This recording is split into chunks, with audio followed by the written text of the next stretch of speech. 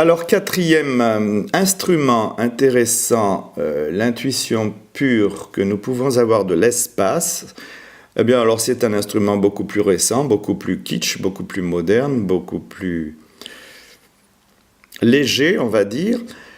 C'est par exemple ces petites visionneuses 3D en plastique qu'on utilisait, qui étaient à la mode il y a, je ne sais plus, à partir des années 65-70, ou bien avant probablement, et qui permettent de voir à l'aide de deux images, de deux diapositives en général, interrogeant chacune un œil différent et séparant les deux visions, qui permettent de voir vraiment, d'avoir le sentiment du relief et le sentiment de la profondeur.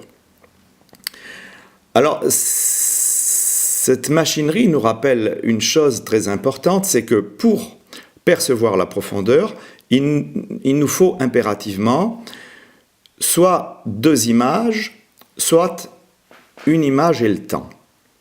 La perception instantanée d'une seule image ne nous permet en aucun cas de percevoir la profondeur du champ dans lequel nous sommes censés être impliqués. Alors, ces deux images ne sont pas les mêmes, puisqu'elles sont prises depuis deux points de vue éloignés dans l'espace, dans le cadre de la stéréovision en 3D. Pour ce qui concerne la machine physiologique de vue humaine et animale,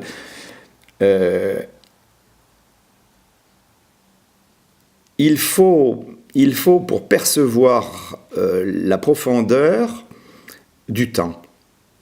Même en fermant un œil, il nous faut un certain temps pour percevoir, par exemple, notre propre mouvement. En voiture, si on ferme un œil, on s'aperçoit qu'on bouge à condition d'attendre un petit instant. Il faut un décalage de temps entre deux points de vue pour percevoir la profondeur de l'espace, dans tous les cas. Alors, dans le cadre de la physiologie, c'est l'intégration neurologique assez extraordinaire qui se réalise sur le cortex cérébral et peut-être pour partie dans certaines structures profondes.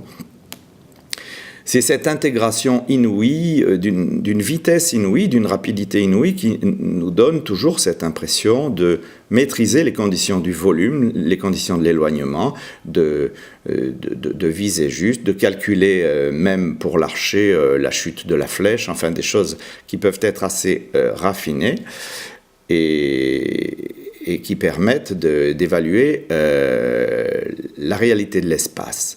Donc, à ce chapitre des sensations, des perceptions et des intuitions a priori, la considération de l'espace par rapport à ce qu'on pourrait appeler le système kantien nous laisse quand même extrêmement en panne par le fait que si on pousse la réflexion et si on fait état de tout ce qui a été produit depuis 200 ans, on s'aperçoit qu'il est très difficile de concevoir l'intuition pure du temps, de l'espace, sans y impliquer celle du temps. Le temps nous guette au coin de la rue. Le temps nous attend au tournant et il est important de considérer au fond cette sorte de handicap qui fait que le système kantien reste assez cristallin, cristallisé, mais peu réaliste par rapport aux connaissances qu'on peut avoir aujourd'hui en psychologie et en physique. Voilà.